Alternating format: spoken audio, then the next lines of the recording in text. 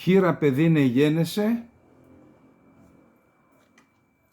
είναι ένα κριτικό τραγούδι της Καπαδοκίας, το εκτέλεσε πριν από λίγο η Δόμνα Σαμίου, μια εκπληκτική καλλιτέχνης που θησάβρισε, διέσωσε εκατοντάδες τραγούδια από τη Μικρασία, από εδώ, από τις διάφορες περιοχές της Ελλάδας.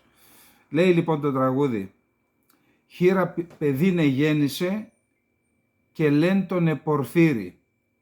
Στα σίδερα το γέννησεν, στη φυλακή το θρέβει. Χρονιάρης πιάνει το σπαθί, στα 2 το κοντάρι. Στα 3 και στα 4 πινεύ καβαλικεύει. Πίνευσε καβαλίκευσε 100 δρόμους πηγαίνει. Κι ως τ' άκουσε και ο βασιλιάς, πολύ τον ευαριώθη. Ας σωρευτεί τα λάγι μου κι όλο το παραλάγια μου. Όποιος τρώει το γέμα μου, στον Πορφυρί να πάει. Ως τ' άκουσε ο Πορφυρής, αρνιοβοσκός και βγήκε. Βόσκητα παραβόσκητα, 100 δρόμους τα βγάζει. Φανήκανε σαρακινοί σαν τ' άστρα, σαν τα φύλλα. Τα άστρα έχουν εμέτρωση, τα φύλλα έχουν ψήφους. Ετούτα μέτρος δεν έχουν και ψήφους κεν ψηφιένται. Να μη σου πούμε αρνιβοσκός, εδώ Πορφύριν είδετε. Εδώ Πορφύρ πολλά είναι, τον ποιον Πορφύρ γυρεύεται. Εκειό της χήρας τον ιό, της ερημιάς τον κόνη. Χήρας ιός εγώ είμαι, της ερημιάς τον κόνη». Ο Πορφύρης ήταν ένα μυθικό πρόσωπο, σαν το Διγενή Κρήτα, που γεννήθηκε στη φυλακή από φυλακισμένη Ελληνίδα μάνα και όταν αποφυλακίστηκε πήρε εκδίκηση. Αυτό το τραγούδι διασώθηκε από την Καπαδοκία. Υπάρχουν πολλά ακριτικά τραγούδια στον Εύξηνο Πόντο που έχουν διασωθεί ευτυχώς μέχρι τις μέρες μας. Υπάρχουν ακριτικά τραγούδια στην Κρήτη, στην Κύπρο, στη Μάνη, στην Κάτω Ιταλία, στην Ήπειρο, στη Θράκη. Και επειδή τα ακριτικά τραγούδια γενικά ο Διγενής είναι ο αντριωμένος, ελπίζω κάποια στιγμή, κάτι είχε προσπαθήσει να κάνει η Ελένη Γλίκα Τζέρβελερ, ελπίζω κάποια στιγμή αυτός ο λεγόμενος ακριτικός κύκλος που ορίζει και τις άκρες του ελληνισμού να γίνει πράξη είτε στο Μέγαρο Μουσικής, είτε στο Ηρώδειο, είτε σε άλλα θέατρα της Ελλάδας. Θα μας βοηθήσει πολύ να ψηλαφίσουμε την εθνική μας ταυτότητα μια τέτοια παράσταση. Λοιπόν, είδα ένα σχόλιο πριν από λίγο. Καταρχάς να πούμε ότι σήμερα είναι Σάββατο 25 Φεβρουαρίου του 2023. Δεν μπορώ να απαντώ σε όλα τα σχόλια γιατί δεν έχουμε και χρόνο. Είπε κάποιος και γιατί να μην έχουμε Σάββα δημόσια πανεπιστήμια νοικοκυρεμένα χωρίς κομματικές νεολαίες. Αυτό το λέμε, αυτό εξυπακούεται. Δεν είπαμε ότι θα πρέπει να απαξιώσουμε τα ελληνικά δημόσια πανεπιστήμια. Τα δημόσια πανεπιστήμια πρέπει να υπάρχουν, πρέπει να αποτελούν τη ραχοκοκαλιά. Αυτή είναι εθνική παιδεία, δεν το συζητάμε αυτό. Ασφαλώς πρέπει να απαγορευτεί κάθε κομματική δράση μέσα στα πανεπιστήμια, όπως γίνεται σε όλο τον κόσμο. Πουθενά δεν υπάρχουν κομματικά, από όσο ξέρω τέλος πάντων, κομματικές νεολαίες. Έτσι. Θα πρέπει να τελειώνουν αυτές οι παθογένειες και αθλιότητες που να μην τα ξαναλέμε τώρα. Όμως η απλή λογική λέει, αφού υπάρχουν μερικές δεκάδες χιλιάδες κάθε χρόνο Έλληνες φοιτητές που φεύγουν στο εξωτερικό και σπουδάζουν σε πανεπιστήμια αμφιβόλου ποιότητας στο εξωτερικό, εννοώ στα Βαλκάνια. Φυσικά πάνε και στην Αμερική, πάνε και στην Αγγλία. Γιατί να μην υπάρχουν αυτά τα πανεπιστήμια ιδιωτικά, μη κερδοσκοπικά, για να μην εμπορευματοποιήσουμε την παιδεία, να υπάρχουν στην Ελλάδα. Αυτοί που φεύγουν έξω να πηγαίνουν στα πανεπιστήμια, όχι αυτοί που ήδη πηγαίνουν στα ελληνικά κρατικά πανεπιστήμια. Δεν σημαίνει δηλαδή, εάν αλλάξει αυτό το άρθρο 16 που άρθρο είναι στο Σύνταγμα, ότι θα απαξιωθεί η δημόσια παιδεία. Εντάξει, πουθενά δεν το είπαμε αυτό. Ένας άλλος λέει, και πού το είπαμε, λέει, πού το είδατε ότι είναι ο ουκρανικός λαός φίλος. Ακούστε εδώ. Το έχω ξαναπεί εδώ σε αυτή την εκπομπή. Καλά, φυσικά όλοι δεν ακούν όλες τις εκπομπές. Το έχω ξαναπεί ότι εμείς έχουμε ένα βιβλιοπωλείο. Φιλελλήνων 14 στην πλατεία Συντάγματος. Εδώ λοιπόν υπάρχουν οι εργαζόμενοι, ξέρουν και ρωσικά και αγγλικά, γιατί είναι ταξιδιωτικό και ταξιδιωτικό το βιβλιοπωλείο, δηλαδή πουλάει ταξιδιωτικούς οδηγούς κτλ. Μπαίνουν λοιπόν ξένοι, είτε μπαίνει Ρώσος είτε Ουκρανός, για μας είναι το ίδιο. Θέλω να πω, ο ελληνικός λαός, τουλάχιστον αυτό αντιλαμβάνομαι εγώ, δεν κάνει διάκριση μεταξύ Ρώσων και Ουκρανών. Για μας είναι το ίδιο. Τώρα, αν μεταξύ τους, οι κυβερνήσεις τους ή δεν ξέρω εγώ ποιος, σκοτώνονται και κάνει ο ένας εχθρό τον άλλον, δεν σημαίνει ότι εμείς πρέπει να επιλέξουμε τον ένα μεταξύ των δύο και να κάνουμε τον ένα φίλο τον άλλον να τον κάνουμε εχθρό. Καμία σχέση. Με τους λαούς, ό,τι ήταν πριν τον πόλεμο, το ίδιο θα είναι και μετά. Αν δηλαδή έχει ευθύνη ο ένας ή ο άλλος, δεν σημαίνει ότι πρέπει να αλλάξουμε τη στάση μας απέναντι στους λαούς και στον Ουκρανικό και στον Ρωσικό ή και σε οποιοδήποτε λαό. Να ξεκαθαρίζουμε τα πράγματα. Λοιπόν, πάμε να δούμε τα θέματά μας. Λοιπόν, έχουμε κάποιες εξελίξεις στην Ουκρανία. Είδα ότι και σήμερα έψαξα, έτυχε να σας πω την αλήθεια, και βρήκα χάρτες που εκτιμώ ότι είναι αντικειμενικοί. Δηλαδή έχουν απηχούν την πραγματικότητα που είναι στο έδαφος στους χάρτες. Είδα λοιπόν ότι έχουν μείνει 2 χιλιόμετρα για να κλείσει ο τελευταίος οδικός άξονας, από τον οποίο γίνονται προμήθειες ή μεταφορά από και προς τον Μπαχμούτ, την Αρτέμοφσκα. Και μάλιστα κατέλαβαν και με μία άλλη συνοικία του Μπαχμούτ σήμερα για να επιβραδύνουν, να κόψουν την προέλαση του Σβάγνερ. Οι Ουκρανοί ανατείναξαν ένα φράγμα και φαίνεται ότι εκεί κάτι σταμάτησε, αλλά εν πάση περιπτώσει το σημαντικό είναι αυτό, ότι αν προελάσουν αυτά τα 2 χιλιόμετρα που έμειναν, 2-3 χιλιόμετρα, και κλείσουν τον τελευταίο δρόμο, από εκεί και μετά θα είναι πλήρως αποκλεισμένοι οι άνθρωποι που υπερασπίζονται τον Μπαχμούτ. Αυτά και στο βόρειο κομμάτι, Λουγκάνσκ, Ντονέτσκ, προς τον βορρά όμως, και με Χάρκοβο, στα σύνορα με Χάρκοβο, και εκεί είχε ορισμένες προελάσεις, είδα σήμερα, του ρωσικού στρατού, καθώς και στο Βουλεντάρ, ανατολικά του Βουλεντάρ, υπήρχε και πάλι μία μικρή προέλαση των Ρώσων, και προς τη Ζαπορίζια λίγο. Υπάρχουν απόψεις που λένε ότι έχει προβλήματα πυρομαχικών ο Ουκρανικός στρατός. Τώρα, επίσης, ναι, ο Υπουργός Άμυνας της Βρετανίας, ο Μπεν Βάλας, δήλωσε ότι ο πόλεμος πιθανόν να κρατήσει έναν ακόμα χρόνο. Δεν έχουμε άλλο τίποτα για τα επιχειρησιακά. Να περάσουμε στο δεύτερο μέρος, εννοώ για τα σύγχρονα επιχειρησιακά. Να περάσουμε στο δεύτερο μέρος, που είναι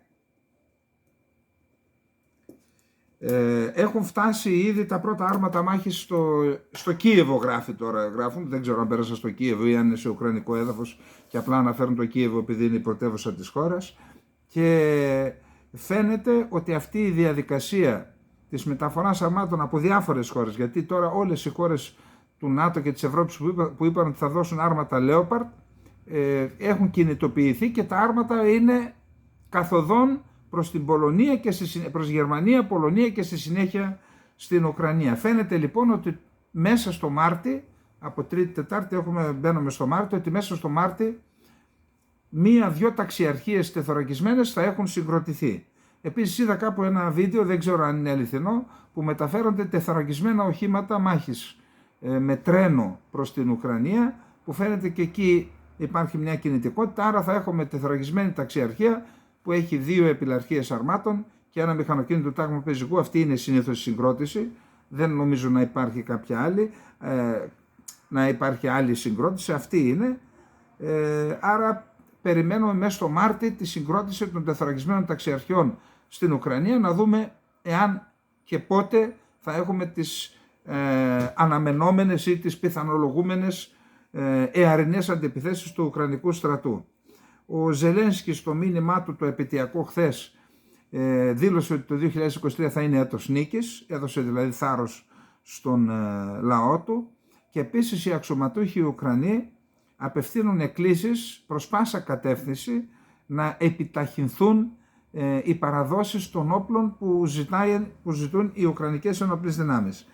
Η Δανία είδα ότι είναι πρόθυμη να δώσει μαχητικά, η Αγγλία τώρα άλλαξε το βιολί, λέει θα δώσω μαχητικά στην Ουκρανία όταν τελειώσει ο πόλεμος. Κάτι τέτοιο, εγώ δεν το κατάλαβα. Δηλαδή μετά τον πόλεμο τα κάνει τι η Ουκρανία, τώρα τα χρειάζεται, άμα είναι να δώσεις εννοώ. Επίσης σήμερα στο Βερολίνο έγινε μία διαδήλωση με βάση την γερμανική αστυνομία. Συμμετείχαν σε αυτήν 10.000 διαδηλωτές, στην πύλη του Βραδεμβούργου έγινε, διοργανώθηκε από κάποιες αριστερές ομάδες και ανθρώπους που είναι στην αριστερά, ανέντακτοι από ό,τι λέει. Το κεντρικό σύνθημα ήταν ειρήνη, όχι όπλα στην Ουκρανία. Υπήρχε ανησυχία ότι θα γίνουν επεισόδια, προσπάθησαν να αποτρέψουν τους διοργανωτές να κάνουν τη διαδήλωση. Τελικά από ό,τι διαβάζω πέρασε ειρηνικά, δεν συγκεντρώθηκαν ακροδεξιοί άνθρωποι που είχαν διαφορετική άποψη για να γίνει αντιδιαδήλωση, που υπήρχαν τέτοιες ενδείξεις. Και ο Υπουργός Οικονομικών, ο κύριος Λίντερ, αναφερόμενος στη διαδήλωση, είπε εμείς θα συνεχίσουμε να στέλνουμε όπλα γιατί θεωρούμε ότι είμαστε στη σωστή πλευρά της ιστορίας. Τώρα τη φρασιολογία τη χρησιμοποιούν και κάποιοι εδώ. Ποιος την έκλεψε από ποιον? Ή είναι ένα κέντρο που μοιράζει τα συνθήματα για να τα λένε όλοι? Εν πάση περιπτώσει θα δούμε στο τελευταίο, έχουμε να πούμε για αυτό το πράγμα, στο τελευταίο θέμα μας. Να περάσουμε στο τρίτο θέμα. Σήμερα ήταν Σήμερα ήταν η Σύνοδος των Υπουργών Οικονομικών της ομάδας G20.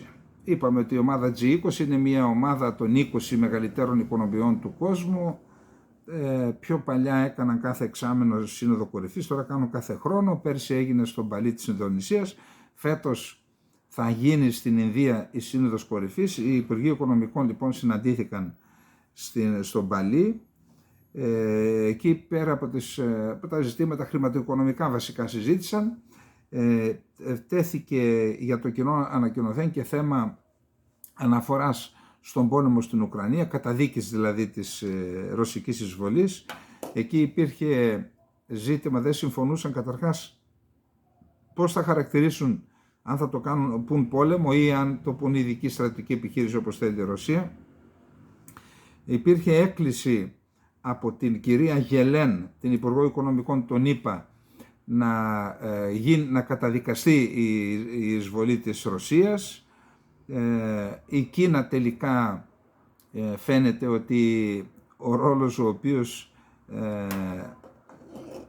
τον οποίο άρχισε να διεκδικεί φανερά με την επίσκεψη του Γη στη Σύνοδο Ασφάλειας του Μονάχου, μετά επίσκεψη στη Μόσχα, συνάντηση με τον Πατρούσεφ, τον Πούτιν και τον Λαυρόφ, και στη συνέχεια είδαμε το ειρηνευτικό σχέδιο.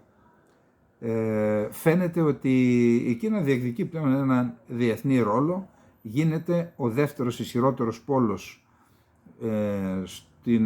στους αντιπάλους, στο μέτωπο των αντιπάλων των ΗΠΑ. Δεν είναι πια η Μόσχα, φαίνεται ότι είναι η Κίνα. Εκεί η Κίνα λοιπόν δεν συμφώνησε, άρα δεν έχουμε ομόφωνο κοινό ανακοινωθέν. Το ανακοινωθέν εκδόθηκε, δεν είναι κοινό, γίνεται μια αναφορά στον πόλεμο καταδίκης, αλλά αυτό θα έλεγα ότι χάλασε και την εικόνα, όλη την εικόνα της Συνόδου των Υπουργών Οικονομικών. Ο Υπουργός Οικονομικών της Γερμανίας, ο κύριος Λίντερ, όπως σας τον ανέφερα πριν, καταδίκασε την Κίνα, είπε ότι δεν θα έπρεπε να το κάνει αυτό η Κίνα. Εν πάση περιπτώσει θεωρώ ότι ακριβώς αυτή η στάση της Κίνας δείχνει ότι διεκδικεί τον ρόλο της δεύτερης ισχυρότερης δύναμης στον κόσμο, τουλάχιστον σε πολιτικό επίπεδο, πολιτικό και φυσικά και κοινωνικό επίπεδο. Λοιπόν, πάμε στο επόμενο θέμα. Το επόμενο θέμα είναι το ειρηνευτικό σχέδιο της Κίνας. Το ειρηνευτικό σχέδιο της Κίνας διαρρέουν ήδη και διάφορες λεπτομέρειες για το τι φαίνεται ότι προσπαθεί η Κίνα να είναι ισορροπημένη, αλλά με δεδομένο ότι η Δύση είναι 100% κατά της Ρωσίας, ενώ αυτό έχει και κάποια στοιχεία που θεωρούνται θετικά από την ουκρανική πλευρά, απορρίφθηκε το σχέδιο από τις Ηνωμένες Πολιτείες Αμερικής διαστόματος Biden, ο οποίος είπε δεν είναι λογικό η Κίνα να διεκδικεί τέτοιο ρόλο. Καταλαβαίνετε ότι πλέον δεν ξέρω εάν αυτό η άρνηση των Ηνωμένων Πολιτείων της Αμερικής έχει να κάνει με την πιθανότητα να πετύχει αυτή η ειρηνευτική προσπάθεια της Κίνας και πιθανόν οι Ηνωμένες Πολιτείες της Αμερικής να μην θέλουν να τελειώσει τώρα ο πόλεμος, ή εάν ενοχλείται από το ρόλο που διεκδικεί η Κίνα, που λέει δεν είναι λογικό, ή μπορεί και από τα δυο. Επίσης το σχέδιο απορρίφθηκε και από το ΝΑΤΟ, δεν απορρίφθηκε από την Ουκρανία. Η Ουκρανία είπε έχει ενδιαφέρουσες πτυχές, αλλά εμείς θα συζητήσουμε υπό έναν όρο, ότι στο τραπέζι θα είναι τα σύνορα του 1991. Δηλαδή θα φύγουν οι Ρώσοι από όλα τα εδάφη της Ουκρανίας όπως αυτή είχε αναγνωριστεί ως επίσημο κράτος από τον ΟΗΕ το 1991. Πάντως η Ουκρανία λέει και ναι και όχι. Δηλαδή λέει ναι, υπάρχουν και θετικά στοιχεία και πιθανότατα ο Ζελένσκι δεν απέκλεισε ακόμα και συνάντηση με την ηγεσία της Κίνας. Εδώ θα πρέπει να δούμε και την πιθανότητα η στάση της Ουκρανίας να είναι επαμφωτερίζουσα για να δημιουργήσει ένα κλίμα που θα αποτρέψει την παροχή όπλων της Κίνας στην Ρωσία. Δηλαδή, εάν το απέκλειε αμέσως, τότε θα άνοιγε και την πόρτα, θα έλεγε η Κίνα εγώ έκανα μια ειρηνευτική προσπάθεια, δεν τελεσφόρησε, ανοίγει ο δρόμος να δώσω οπλικά συστήματα. Πάντως, επαναλαμβάνω, η Ουκρανία δεν απέρριψε κάθετα το σχέδιο. Η Ρωσία το καλωσόρισε. Πάντως είχαμε αμέσως μετά την κατάθεση αυτού του σχεδίου, είχαμε την αύξηση από πλευράς των ΗΠΑ των εκπαιδευτών που εκπαιδεύουν το στρατό της Ταϊβάν σε αμερικανικά όπλα, από 30 εκπαιδευτές που ήταν σε 200, που είναι ένα στοιχείο που αυξάνει την έντοση στη θάλασσα της Κίνας. Επίσης είχαμε άρθρο στην εφημερίδα China Times που επιρρύπτει τις ευθύνες για τον πόλεμο στην Ουκρανία στις ΗΠΑ. Λέει ότι είναι πολεμοκάπηλες, μιλάει για το παρελθόν και για όλα αυτά. Λοιπόν, αυτά πάντως υπάρχουν απόψεις που λένε ότι αν τελικώς απορριφθεί το σχέδιο της Κίνας, τότε ανοίγει ο δρόμος να στείλει η Κίνα όπλα στην Ουκρανία, που αυτό θα είναι μια πολύ σημαντική μια κίνηση που θα οδηγήσει σε αύξηση της έντασης στην περιοχή. Πολλοί λένε ότι αν η Κίνα στείλει όπλα στην Ρωσία, τότε θα πρέπει να μιλάμε πλέον για Τρίτο Παγκόσμιο Πόλεμο. Το επόμενο θέμα είναι το Ιράν. Καταρχάς είδα δημοσιεύματα που λένε ότι στην πόλη Καράζ, που βρίσκεται βορειοδυτικά της Τεχεράνης, ότι στην πόλη αυτή είχαμε μία έκρηξη και μάλιστα γράφτηκε ότι αεροσκάφος άγνωστης ταυτότητας και προέλευσης βομβάρδισε μία στρατιωτική εγκατάσταση. Έψαξα να δω σε χάρτης καταστάσεως, είδα ότι όντως πριν από 2 μέρες έγιναν εκρήξεις σε αυτή την περιοχή και ενεργοποιήθηκαν τα συστήματα τα αντιαεροπορικά, αλλά γράφουν τοπικά μέσα της Τεχεράνης ότι πρόκειται για άσκηση. Δεν ξέρω τι σημαίνει αυτό. Πάντως να σημειώσουμε ότι ο Νετανιάχου έκανε νομίζω κοντά στις 9-10 συσκέψεις με τη στρατιωτική ηγεσία της χώρας του, χωρίς να έχει ανακοινωθεί για ποιο λόγο το έκανε. Αν δηλαδή πρόκειται για ζητήματα που αφορούν την Παλαιστίνη ή αν ψήνεται κάτι που σχετίζεται με το Ιράν, ας το κρατήσουμε αυτό. Πάντως το Ιράν ανακοίνωσε και έκανε και ένα σχετικό βίντεο ότι έχει κατασκευάσει έναν πύραυλο κρούζ ο οποίος έχει βεληνικές 1650 χιλιόμετρα. Εδώ μιλάμε για τεράστια εξέλιξη στην αμυντική βιομηχανία του Ιράν, η οποία δεν είναι και μοναδική, διότι κυκλοφόρησε ένα βίντεο με το μη επανδρωμένο αεροσκάφος Shahed 149. Η Shahed είναι η αεροδιαστημική βιομηχανία του Ιράν. Το Shahed 149 έχει κινητήρα Pratt & Whitney Canada PT6 Turboprop, μπορεί να μείνει στον αέρα 35 ώρες, εμβέλεια να διανύσει 2.000 χιλιόμετρα, με ταχύτητα πλοήγησης 350 χιλιόμετρα την ώρα, μπορεί να φέρει 13 βόμβες και είναι, λέει, ένα μη επανδρωμένο αεροσκάφος που έχει τα χαρακτηριστικά του αμερικανικού Reaper. Μάλιστα έκανε την πρώτη του πτήση, την πρώτη του δοκιμαστική πτήση, έβαλαν ένα βίντεο οι Ιρανοί, το οποίο απογειώνεται και κάνει κάποιες βόλτες στον ουρανό. Δεν ξέρω, πάντως μου κάνει εντύπωση, αφού υπάρχει όλη αυτή η κυρώσεις εναντίον του Ιράν, πώς μπόρεσε να βρει κινητήρες Pratt & Whitney? Ένα περίεργο πράγμα. Πάντως το Ιράν, μια χώρα με κυρώσεις εδώ και 20 χρόνια, πόσα χρόνια, έχει κάνει θαύματα στην αμυντική βιομηχανία. Δηλαδή κρούζ πύραυλο με 1650 χιλιόμετρα βεληνικές, και τώρα το Shahed 149 ήδη με την παραχώρηση είτε απευθείας έτοιμων μη επανδρωμένων αεροσκαφών που είναι ντρόν καμικάζι στην Ρωσία, τα Shahed 36 νομίζω.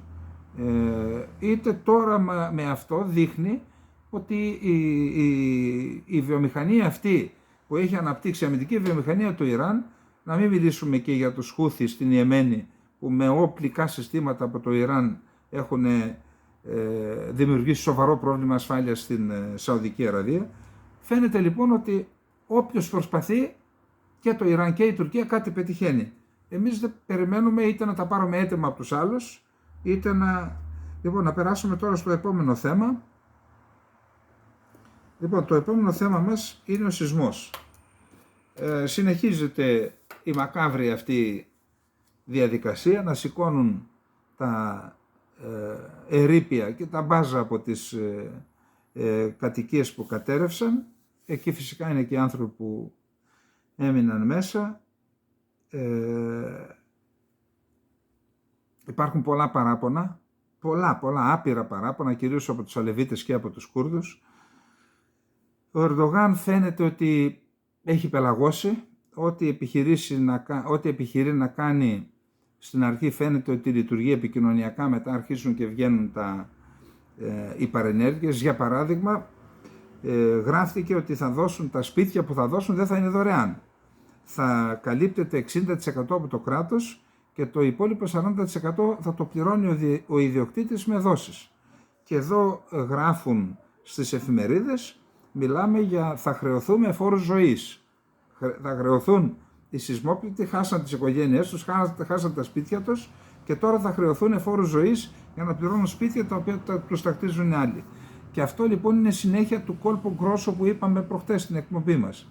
Δηλαδή, 60% θα καταβάλει το κράτος. Ο Ερντογάν θα πληρώσει τους κατασκευαστές που είναι δικοί του κατασκευαστές. Και ένα μέρος θα κάνει και την επιστροφή, ξέρετε, τα γνωστά κόλπα.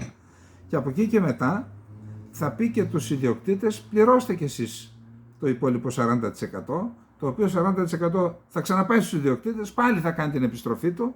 Δηλαδή ο Ερντογάν στην ουσία θα τα πάρει και από τους σεισμόπληκτους.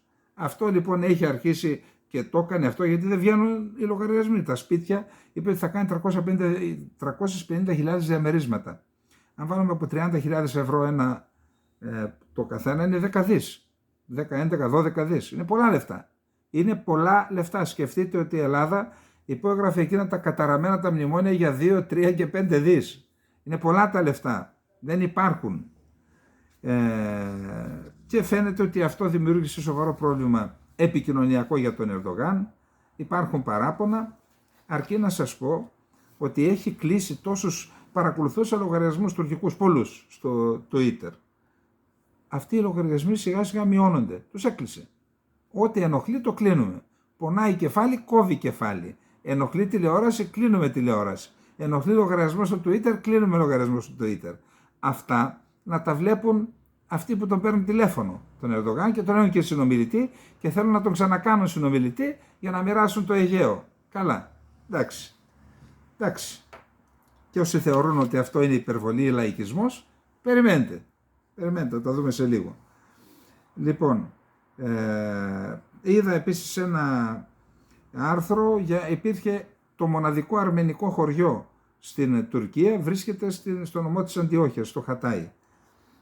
Γιατί, διότι όταν έγινε η ανταλλαγή των πληθυσμών, η περιοχή αυτή ήταν και τέλος πάντων η γενοκτονία, γλίτωσε ένα χωριό στο Χατάι που βρισκόταν προς τη Συρία, ήταν γαλλικό κράτος το Σαντζάκιο της Αλεξανδρέτας. Στη συνέχεια δόθηκε το 37-38 στην Τουρκία, έκανε εκεί ο Μουσταφά Κεμάλ ένα σημαδεμένο πραξικοπηματικό δημοψήφισμα και πήρε την περιοχή. Οι Σύριοι ακόμα έχουν το Χατάι στους χάρτες ως δικό τους έδαφος. Εν πάση περιπτώσει, υπήρχε ένα αρμένικο χωριό, έπαθαν ζημιές, υπήρχαν λιθόκτες στα σπίτια, έπαθαν ζημιές, δεν είχε νεκρούς, όμως λένε ότι υπάρχουν φόβοι ότι τελικά θα φύγουν οι Αρμένοι, γιατί δεν μπορούν να ζήσουν, δεν έχει ρεύμα, δεν έχει τίποτα αυτή τη στιγμή. Έχουν γκρεμιστεί περίπου τα 80 από τα 100 σπίτια νομίζω. Φοβούνται δηλαδή ότι θα χαθεί και το τελευταίο αρμενικό χωριό. Είδα τον πρόεδρο του χωριού, έκανε κάποιες δηλώσεις πριν από λίγο. Λοιπόν, αυτά με το σεισμό. Τώρα τι να πούμε, ότι ξεπέρασαν τις 50.000 οι νεκροί. Τέλος πάντων, αυτά είναι και μακάβρια πράγματα. Θα πάμε τώρα στα ενδιαφέροντα. Λοιπόν, ο Ραούφ Καραγκοτζάν είναι ένας δημοσιογράφος που γράφει στην εφημερίδα Özgür Politika. Η Özgür Politika είναι μια κουρδική εφημερίδα, να το ξεκαθαρίσουμε για να λέμε τι διαβάζουμε, απηχεί τις απόψεις του κουρδικού απελευθερωτικού κινήματος. Έγραψε ένα άρθρο που συσχετίζει τον σεισμό, τις καταστροφές που έγιναν στο σεισμό, την αδυναμία διαχείρισης με την πολιτική της Τουρκίας να προσπαθεί να επιλύσει το κουρδικό με πόλεμο και με καταστροφές και με σφαγές. Να δούμε λοιπόν τι λέει.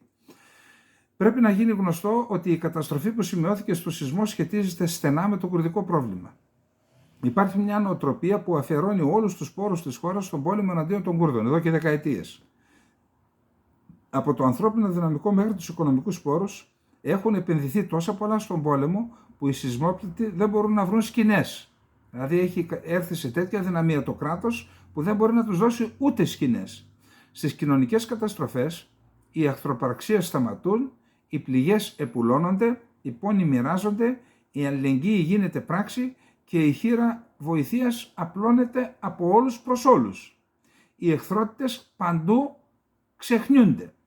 Υπάρχει αμοιβαία ενσυναίσθηση. Η ενσυναίσθηση προηγείται της εχθρότητας. Αυτή είναι η παράδοση στις κανονικές κοινωνίες. Αυτός είναι ο πολιτισμικός ιστός των λαών μας. Το απαιτούν και οι ανθρώπινες νόρμες. Ενεργώντας σύμφωνα με αυτήν την ανθρωπιστική παράδοση, την πρώτη μέρα του σεισμού, η διοίκηση του Εργατικού Κόμματος του Κουρδιστάν, του ΠΚΚ, ανακοίνωσε ότι σταμάτησε τη δράση του, όλες τις ενέργειες, στρατιωτικές και πολιτικές.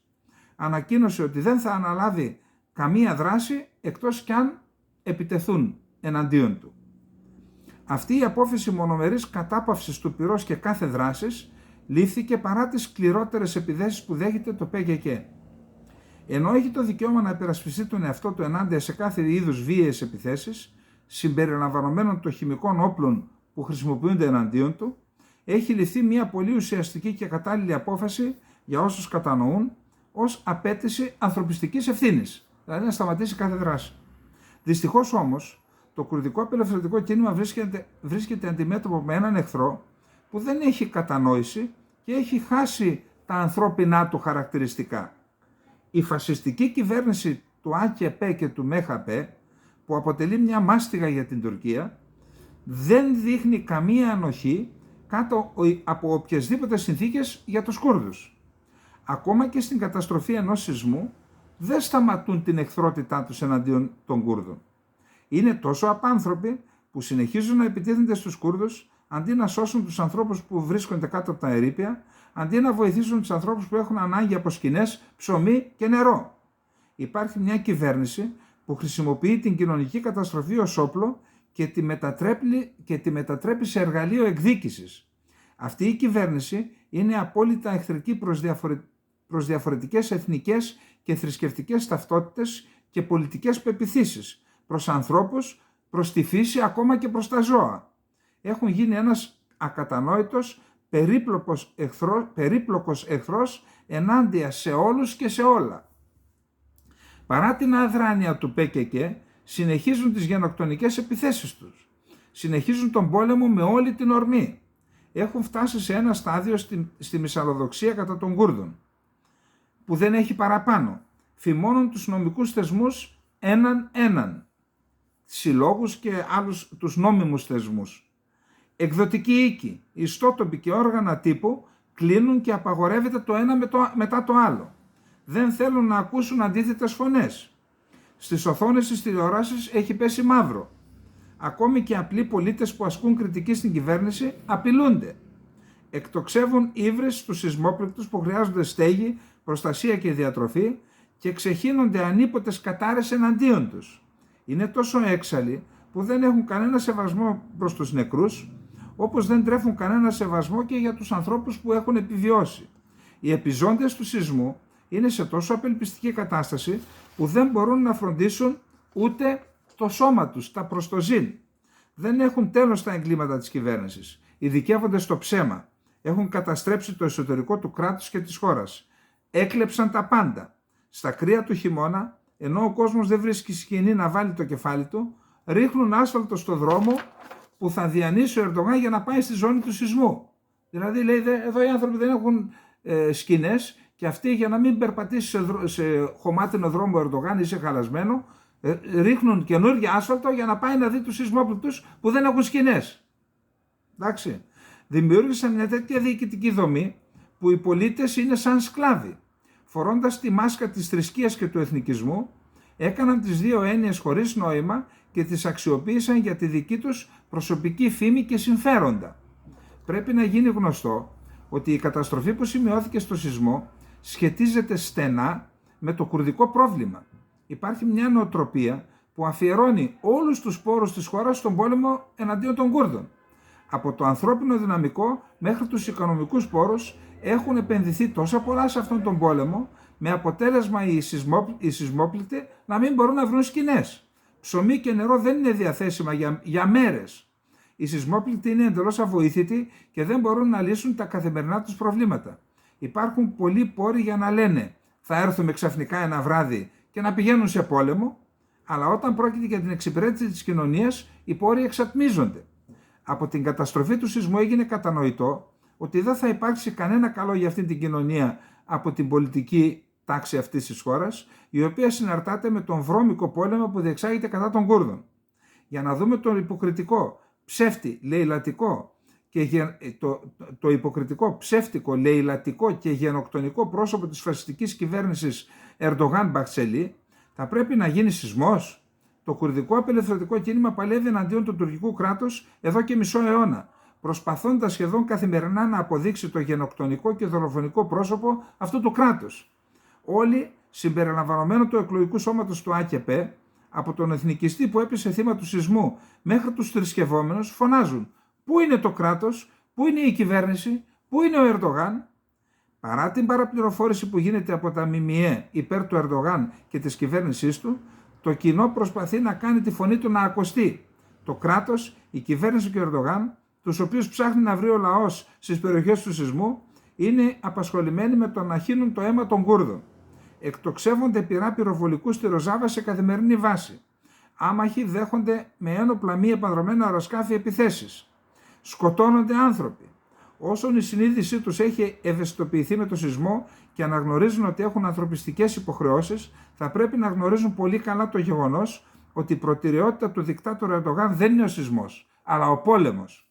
Όσο χύνεται αίμα Κούρδων σε αυτόν τον τόπο, κανένα πρόβλημα της κοινωνίας δεν θα λυθεί, συμπεριλαμβανομένης της καταστροφής του σεισμού. Τα κοινωνικά προβλήματα δεν μπορούν να λυθούν χωρίς να εξαλειφθεί αυτή η νοοτροπία του έθνους κράτος που στρέφει τους λαούς τον έναν εναντίον του άλλου. Αυτό αφορά και εμάς.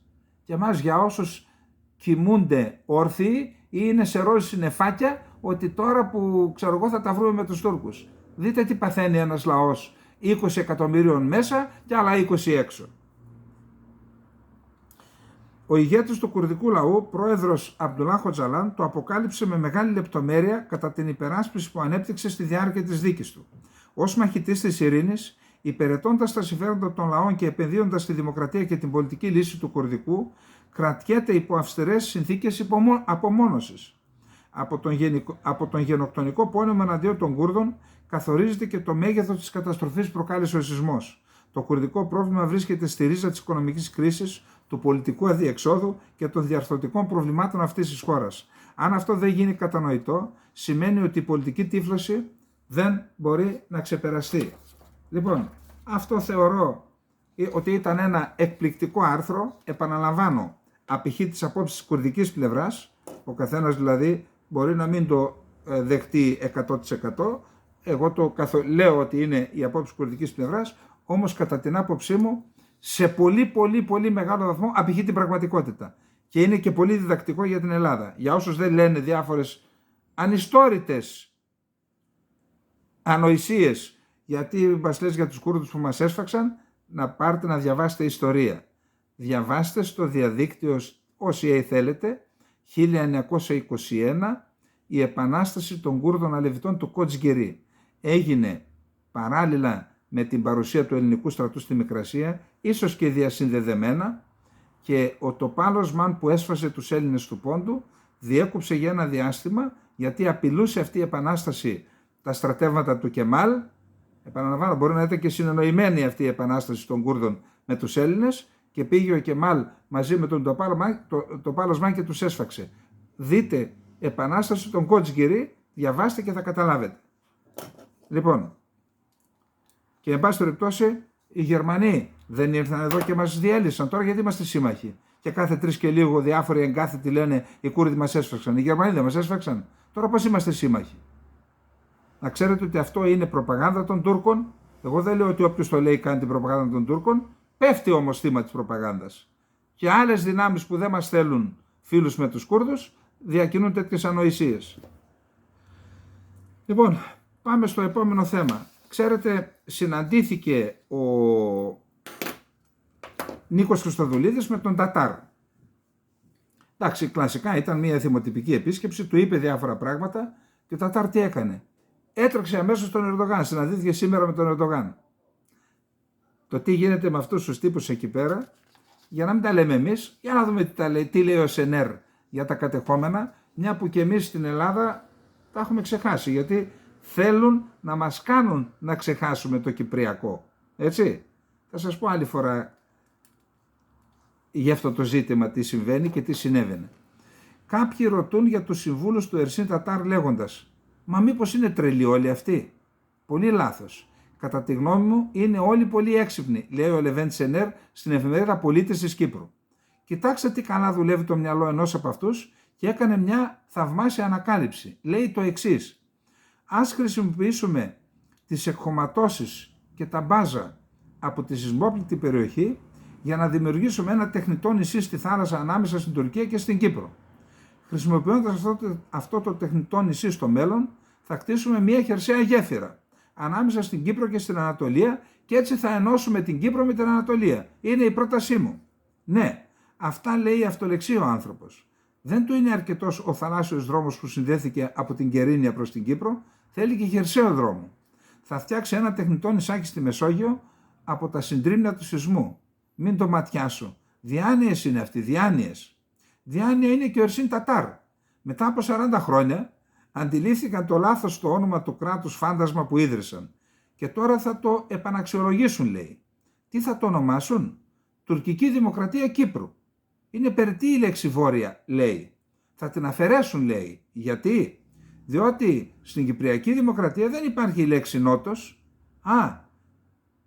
Αν σε εκείνους δεν υπάρχει το νότος, σε εμάς γιατί να υπάρχει το βορράς? Αυτή είναι η γνωμοδότηση του Τατάρ. Ποιανού διαταγή λέει? Του ανώτατου μυαλού, λέει ο Τατάρ. Δεν λέει ανώτερου μυαλού, λέει ανώτατου. Είμαστε πολύ περίεργοι για το ποιος είναι αυτό το ανώτατο μυαλό. Ποιος να είναι? Μα ο Ρετζέπ Ταΐπ Ερντογάν. Συγγνώμη. Δηλαδή εκείνος είναι το ανώτατο μυαλό και ο Τατάρ το κατώτατο μυαλό. Δεν γίνεται. Δεν μπορεί να γίνεται. Δεν το δέχομαι. Το θεωρώ προσβολή αυτό. Ο Τατάρ δεν είναι πιο βλάκας από τον Ερντογάν. Αν δεν το πιστεύετε, ρωτήστε τον. Είμαι βέβαιος ότι και αυτός δεν θεωρεί τον εαυτό του πιο βλάκα, πιο ανόητο. Όμως έχουν και οι δυο ένα κουσούρι. Δεν θυμούνται καθόλου τι έλεγαν προηγουμένως. Τι έλεγαν? Ελληνοκυπριακή Δημοκρατία Νότιας Κύπρου. Επειδή δεν υπάρχει στο χάρτη μια τέτοια δημοκρατία, ήθελαν να την εξισώσουν με την τουρκική δημοκρατία της Βόρειας Κύπρου, που πάλι δεν υπάρχει στο χάρτη. Και τώρα ο Τατάρ λέει, εκείνοι δεν έχουν τη λέξη νότος, τότε γιατί λέει συνεχώς Ελληνοκυπριακή Δημοκρατία Νότιας Κύπρου, φίλε? Το ρωτάει ο Σενέρ.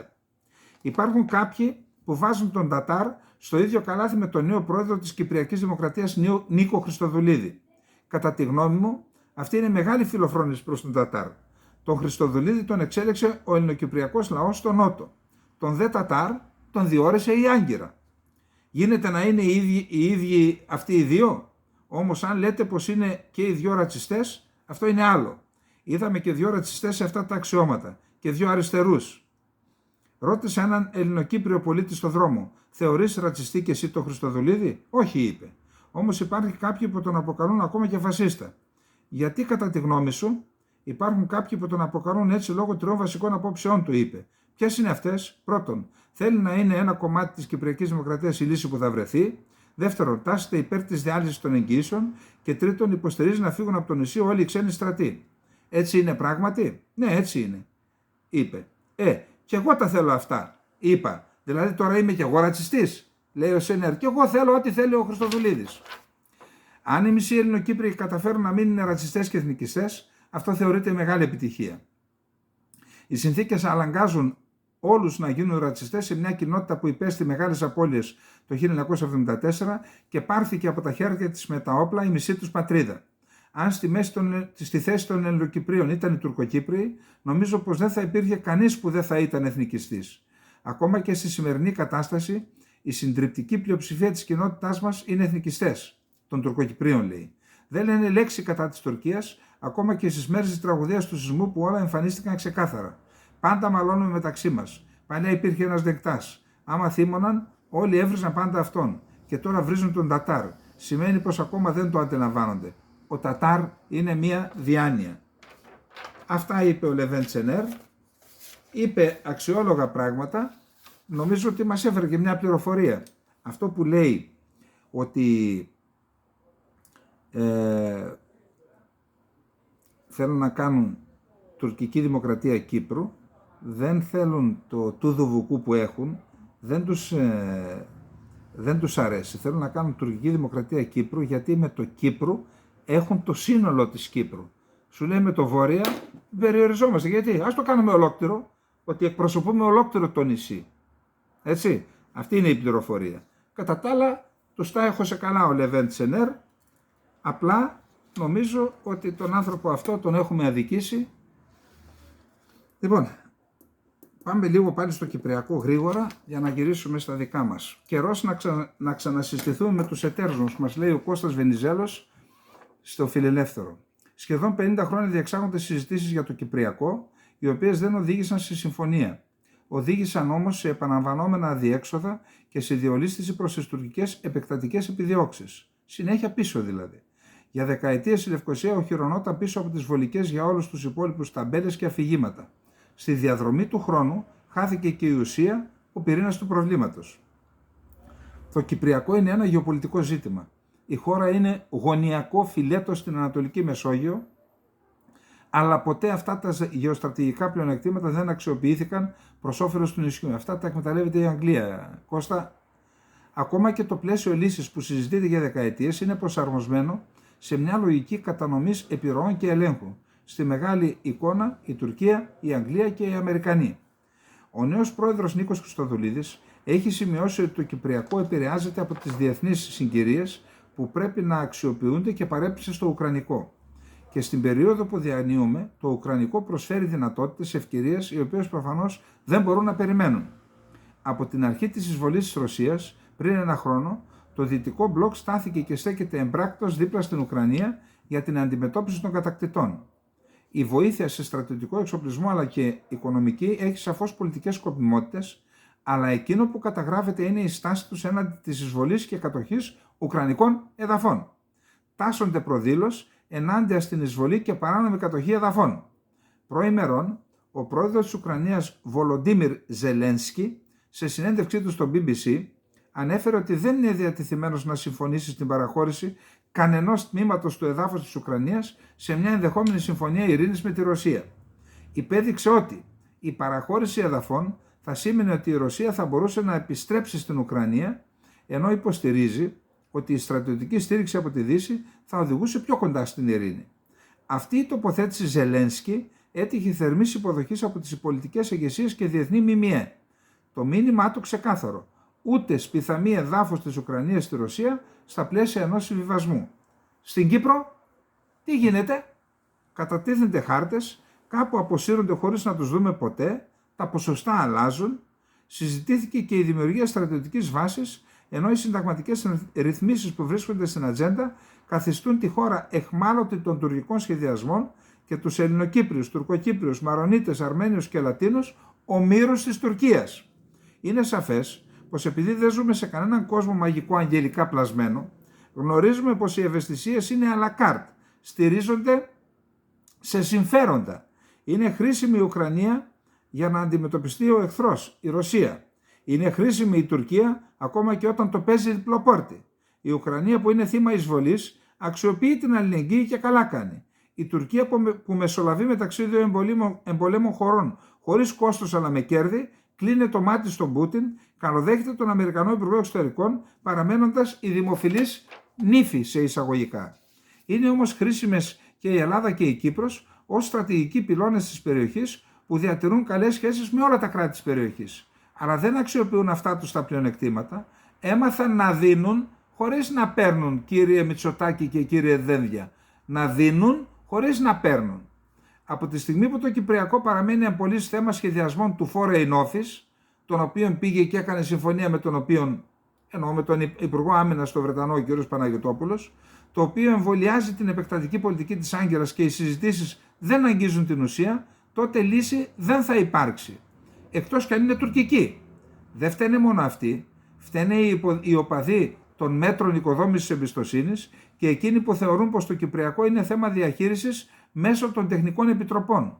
Ο νέος πρόεδρος έχει καταστήσει σαφές πως χωρίς διαδικασία διαπραγματεύσεων για λύση δεν μπορούν να συζητούνται ΜΟΕ και να λειτουργούν τεχνικές επιτροπές. Τέλος.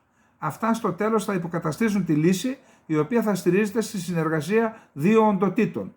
Η συγκυρία οδηγεί στην ανάγκη να ξανασυστήσουμε το Κυπριακό στους Ευρωπαίους εταίρους, τους Αμερικανούς στρατηγικούς εταίρους μας. Δεν μπορεί να γίνονται γεωπολιτικές ανατροπές και στη Λευκοσία οι γνωστοί ατάραχοι κύκλοι να επιμένουν σε προσεγγίσεις της δεκαετίας του 1970 για να μην διαταραχθεί το κλίμα, να μην θυμώσουν οι Τούρκοι και συγχυστούν οι γνωστές πρεσβείες. Σημειώστε τι είπε ο Ζελένσκι στο BBC, θα μπορεί να ανοίξει δρόμους και για την Κύπρο. Ούτε ίντσα εδάφους παραχώρηση. Τι σημαίνει αυτό? Έξω οι Τούρκοι από την Κύπρο. Λοιπόν, αυτά μας είπε και ο Κώστας Βενιζέλος. Ας ανοίξουν κάποιοι τα αυτιά τους, να πάμε στο τελευταίο μας θέμα, που είναι... Λοιπόν, ξεκινάμε. Ο Τσαβούσογλου, όταν πήγε ο Μπλίνκεν στην Τουρκία, προφανώς του έθεσε και μάλλον επιτακτικά το θέμα εδώ, πρέπει να βγουν πετρέλαια φυσικά αέρια από Ανατολική Μεσόγειο, Βόρεια Αφρική και Αιγαίο, πρέπει να βγουν, τελειώνεται με τις διαφορές. Έτσι ονόμασε τις διεκδικήσεις, τις παράνομες διεκδικήσεις της Τουρκίας και την κατοχή στην Κύπρο και στο Αιγαίο. Και ο Τσαβούσογλου το είπε, μα τι μας λες ρε μάστορα, εμείς έχουμε δώσει στην κυρία Μπούρα, ο κύριος Καλίν, 6 σημεία, είμαστε έτοιμοι για διάλογο, η Ελλάδα δεν έρχεται. Δηλαδή και μπιπ και δαρμένη και καταλάβατε, φταίμε και από πάνω. Τελικώς, καταρχάς, τι είναι αυτή η ιστορία? Δηλαδή έγινε μυστική συνάντηση του Καλίν με την Μπούρα, από πάνω με τους παλιούς γεσταπίτες, ξέρετε, τους Γερμανούς, εκεί δεν μάθαμε ποτέ τίποτα, μας το αποκάλυψαν οι Τούρκοι, όπως έγινε στο Βερολίνο πριν 2 χρόνια, 3. Και προχθές μας αποκάλυψε και τα 6 σημεία. Δηλαδή, συγγνώμη, στις πλάτες ποιανού γίνονται όλα αυτά? Και τώρα προσπαθούν να μας πείσουν, είδα σήμερα πάλι διαρροές, δεν μας έδωσαν ποτέ χαρτί. Δηλαδή πώς τα 6 σημεία, πώς τα είπε στον αέρα και δεν τα σημείωσε κάποιος? Και γιατί δέχεσαι, Ελλάδα, εσύ να σου βάζει τα 6 σημεία και μας αποκάλυψα μόνο τα 3? Τα άλλα 3 τι είναι? Διαβάζω εδώ ότι είναι κοινές έρευνες στο Αιγαίο, Ελλάδα και Τουρκία, αυτό που λένε το συνεκμετάλλευση που δεν ξέρουν τι σημαίνει η λέξη, αποστρατικοποίηση των νησιών σε βάθος 5 ετίας, αυτά τα λέω με επιφύλαξη, δεν ξέρω αν είναι έτσι, εντάξει, υπό την επίβλεψη του ΝΑΤΟ. Λοιπόν, τι γίνεται εδώ πέρα, ποιος τα κάνει αυτά? Δηλαδή πήγε ο Τσίπρας και με τον άλλον τον Κοζιά δώσανε το Σκοπιανό χωρίς να ξέρει ούτε το κόμμα ούτε η κυβέρνηση. Καλά, δεν μιλάμε για την αντιπολίτευση, δεν μιλάμε για την Επιτροπή Εξωτερικών και Άμυνας. Εδώ πέρα ποιος τα σχεδιάζει αυτά? Ποιος τα σχεδιάζει? Θέλουν οι Αμερικανοί να πάνε τα πετρέλαια και μάλιστα το είπε ο Μπλίνκεν, όλα θα τα δώσουμε στην Τουρκία, ελάτε να τα βρούμε. Συγγνώμη, εμείς όλα γίνονται ερήμοι των Ελλήνων, των πολιτών, των κομμάτων, τι είναι αυτά? Φαντάσματα δεν υπάρχουν, οπτασίες είναι. Και πάμε τώρα στη σωστή πλευρά της ιστορίας. Ξέρετε, δεν θα πάμε σε υποθέσεις συνωμοσιολογίας, αλλά υπάρχει ένας τρόπος και είναι η επιστήμη αυτό, να επηρεάζουν τους εγκεφάλους. Όχι με περίεργα πράγματα, με χρήση συγκεκριμένων λέξεων, τις οποίες είναι τόσο αληθοφανή αυτά που λένε, τα οποία τα ενστερνίζονται και άνθρωποι που είναι ανήξεροι και τα επαναλαμβάνουν. Ας σας πω ένα πράγμα. Κάποια στιγμή ένας πολύ μεγάλος Έλληνας, παγκοσμίου φήμης, δεν θέλω να πω τώρα το όνομά του πραγματικά, αλλά είπε σε ένα φίλο μου, κάτσε ρε φίλε, λέει, σκέψου να ήταν το ανάποδο στο Αιγαίο, να ήταν όλα τα νησιά τουρκικά, να ήταν και η Εύβοια τουρκική και εμείς να καθόμασταν από εδώ μεριά. Δεν θα θέλαμε μερίδιο από το Αιγαίο? Αυτό λοιπόν το επιχείρημα, ακριβώς το ίδιο επιχείρημα, το άκουσα πριν από 3 μέρες, αυτό που σας λέω το άκουσα πριν 2 χρόνια. Αυτό που σας λέω το άκουσα πριν από λίγες μέρες από έναν πολύ μεγάλο παράγοντα της χώρας. Το ίδιο ακριβώς. Λέει μεταξύ μας τώρα, αν τα λέμε δημοσίως, αλλά αν θα ήταν η Εύβοια τουρκική και εμάς δεν θα μας κοφαινόταν. Έχουν και αυτοί ακτές Ρεσάβα, τόσες ακτές Ρεσάβα, δεν έχουν δικαίωμα στο Αιγαίο. Προσέξτε. Έναν άνθρωπο που τον ξέρω, είναι πατριώτης, σκληρός. Αλλά τον έβαλαν στο τρυπάκι. Βάζουν, όπως έχουν κάνει για το σχέδιο Ανάν, όπως έχουν κάνει και για τα εμβόλια. Είναι συγκεκριμένα κέντρα τα οποία επεξεργάζονται αυτές τις κάποιες λογικοφανείς φράσεις, εκφράσεις, τις βάζουν στο μυαλό των ανθρώπων και αυτές αναπαράγονται στην κοινωνία. Ποιο πράγμα? Η σωστή πλευρά της ιστορίας που μας είπε ο άλλος από το Βερολίνο. Εδώ πόσοι μας το λένε τώρα? Για να στέλνουμε όπλα, να καλύψουμε. Στέλνεις όπλα. Έχεις βιομηχανία? Όχι. Από πού τα στέλνεις? Από τις αποθήκες του στρατού. Γιατί τα έχουμε στις αποθήκες? Γιατί τα χρειαζόμαστε. Αν τα χρειαζόμαστε, γιατί τα δίνεις? Δεν λείπουν? Απλά είναι τα πράγματα. Αλλά όταν λες το επιχείρημα αυτό, όχι, είμαστε στη σωστή πλευρά της ιστορίας. Και ακούω διάφορες ανοησίες, λέει, έτσι λέει, στέλνοντας όπλα θα είμαστε στο παιχνίδι της ανοικοδόμησης της Ουκρανίας. Δηλαδή για να οικονομήσουν κάποιοι κατασκευαστές, εμείς ακολουθούμε μια πολιτική που αποδυναμώνει την εθνική άμυνα, θέτει σε κίνδυνο τα συμφέροντα των Ελλήνων της Μαριούπολης και της Ρωσίας. αλλά και τα μακρόπνοα σχέδια της Ελλάδας. Γιατί? Για να χτίσουν κάποιοι την Ουκρανία. Λοιπόν, πάμε λοιπόν τι άλλο κυκλοφορεί αυτές τις μέρες, προσέξτε. Μαξιμαλισμός. Δεν είμαστε μαξιμαλιστές. Ακούστε, έδωσε η Ευρωπαϊκή Ένωση σε ένα πανεπιστήμιο της Σεβίλης, νομίζω, να χαράξει την ΑΟΖ της Ανατολικής Μεσογείου, δεν ξέρω, ίσως όλης της Μεσογείου, με βάση το διεθνές δίκαιο. Και είναι αυτός ο χάρτης που δίνει πλήρη επίρρεια στο Καστελόριζο και όλη αυτή την ιστορία. Οι Τούρκοι, αυτόν το χάρτη εδώ, οι δικοί μας υφοστήρες λένε είναι μαξιμαλισμός, τι είναι αυτά που λέτε. Δεν τολμάς να το πεις αυτό. Άμα πας και το πεις αυτό σε κανένα ακαδημαϊκό, μπορεί να σου κλείσει και την πόρτα, να σε βρίσει. Προσέξτε εδώ. Ξένοι αναγνώριζαν πλήρη επίρρεια στα νησιά, αλλά εδώ πάνε να μας επιβάλλουν αυτή την κατάσταση, την πραγματικότητα, ως μαξιμαλισμό. Τι είναι αυτά? Οι Τούρκοι λέει έχουν τόσες ακτές. Συγγνώμη. Και ξέρετε τι κάνουν? Οι Τούρκοι λένε ότι έχουν ακτές, ξέρω εγώ πόσα χιλιόμετρα, 1800 πόσα, και ότι εμείς έχουμε λιγότερες. Και δεν βάζουν στις ακτές των νησιών. Μιλάμε για μια τρέλα, έχει παρισφρήσει στα μυαλά κάποιον και τη διαχέουν στην κοινωνία. Τι άλλο? Λένε τώρα, είδα ένα άρθρο τειών ακαδημαϊκών. Ένας ο οποίος ξέρει ο κόσμος ότι είναι αναξιόπιστος, πήρε άλλους δυο για να κρυφτεί από πίσω τους. Και τι λέει? Ότι είναι μονομερής ενέργεια τα 12 μίλια. Μονομερής ενέργεια είναι η ενέργεια την οποία πριν την κάνεις απαιτείται διαβούλευση.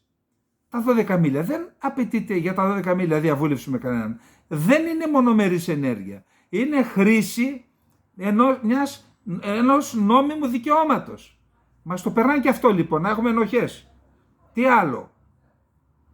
Αυτό που λένε, εσύ έχουν τόσες ακτές και εμείς έχουμε προσπαθούν να μας κάνουν να έχουμε ενοχές, γιατί έχουμε το Αιγαίο και τα νησιά. Δηλαδή να λέμε καλά, έχουμε τόσα πολλά και δεν έχουν τίποτα αυτοί δηλαδή. Μας έχουν βάλει σε μια παγίδα. Τι άλλο? Συγγνώμη, τα κοιτάσματα είναι εκεί. Πεινάς εσύ, πεινάει αυτός. Αυτά τα λένε οι άλλοι, οι έξω. Πεινάει αυτός, πεινάς εσύ. Γιατί να μην τα βγάλουμε, να πάρει και αυτός, να πάρει και εσείς και να είμαστε όλοι ικανοποιημένοι? Κανένα πρόβλημα. Να τα βγάλουμε. Να οριοθετήσουμε με βάση το διεθνές δίκαιο. Αν δεν συμφωνούμε, να πάμε στο Διεθνές Δικαστήριο και μετά ό,τι είναι ο καθένας στην πλευρά του να τα βγάλει. Πώς να βγάλεις δηλαδή ένα κοίτασμα που είναι έξω από την 6 μίλια, έξω από την ακτή του νομού της Λάρισσας, της Πιερίας ή έξω από τη Μηχανιώνα, να έρθει η Τουρκία να παίρνει μερίδιο? Και αν παίρνει η Τουρκία μερίδιο από εκεί, δεν την καθιστάς συνιδιοκτήτη αυτής της περιοχής? Με ποια λογική παίρνει νομή? Νέμεται. Νέμομαι σημαίνει κατοχυρώνω ιδιοκτησία. Αυτό με το όλοι κερδισμένοι θα είμαστε, έτσι, αυτά τα περίεργα που κυκλοφορούν. Ακούστε. Οι δυνάμεις που θα πέσουν πάνω μας μετά τις εκλογές για αυτά τα θέματα είναι τεράστιες. Και υπάρχουν και απειλές. Τι θες να σε κάνουμε, Συρία, να σε κάνουμε Λιβύη, να σε κάνουμε Ιράκ? Έτσι, υπάρχουν και τέτοιες απειλές. Εγώ δεν έχω λύση, γιατί έχουμε και την ήττα που υποστήκαμε με το Σκοπιανό. Πιστεύω όμως ότι ο συνειδητοποιημένος πολίτης και ο ενημερωμένος πολίτης, αν μπορεί να κάνει κάτι, είναι μόνον αυτός. Και όχι αυτός που ρουφάει την προπαγάνδα. Επαναλαμβάνω, ο άνθρωπος που μου είπε αυτό για την Εύα και τα τέτοια είναι διαπιστωμένος Έλληνας. Πατριώτης, διαπιστωμένος πατριώτης. Κι όμως μου επανέλαβε αυτό με ενοχή. Του το βάλω στο μυαλό. Αυτά λοιπόν, αν συνεισφέρει κάτι αυτή η εκπομπή, αυτές οι εκπομπές, ας είναι αυτό. Εγώ δεν λέω ότι τα ξέρω όλα, αλλά εν πάση περιπτώσει έχω μια εμπειρία από αυτά τα πράγματα, προσπαθώ να την περαστώ μαζί σας και το ξαναλέω, ναι, την πατήσαμε. Ιτηθήκαμε με το Σκοπιανό προς το παρόν. Να μην ιτηθούμε και με το Αιγαίο και με την Κύπρο. Δεν είναι τυχαίο που έβαλα 2 θέματα για την Κύπρο, 3 θέματα για την Κύπρο απόψε. Από εκεί θα ξεκινήσει το ξύλωμα. Ας ελπίσουμε ο Νίκος Χριστοδουλίδης να κρατήσει καλά. Θα κρατήσει, πιστεύω. πιστεύω, αλλά και εμείς δεν έχουμε να κάνουμε τίποτα άλλο. Ο σωστά ενημερωμένος και συνειδητοποιημένος πολίτης. Άλλωστε δεν έβαλα τυχαία και το τραγούδι του Πορφύρη στην αρχή. Για ψάξτε και ακούστε το. Πόσο γενναίος ήταν. Δείτε το Πορφύρη στα ποντιακά, να δείτε πόσο γενναίος ήταν, με πόσους τα έβαλε και νίκησε στο τέλος. Λοιπόν, ακρίτας κάστρον έχτιζεν συμπαραποταμέαν, σε έναν ομάλ, σε έναν λιβάδ, σε έναν πηδέξον τόπον. Αυτό θα τα πούμε πιθανόν στην αυριανή μας εκπομπή, θα ακούσουμε και τη μουσική του. Λοιπόν, καληνύχτα να είστε όλες και όλοι καλά, να έχουμε μια καλή Κυριακή, μια καλή Δευτέρα, καλή Σαρακοστή από Δευτέρα, θα τα πούμε πιθανόν και αύριο. Να είστε όλες και όλοι καλά. Καληνύχτα.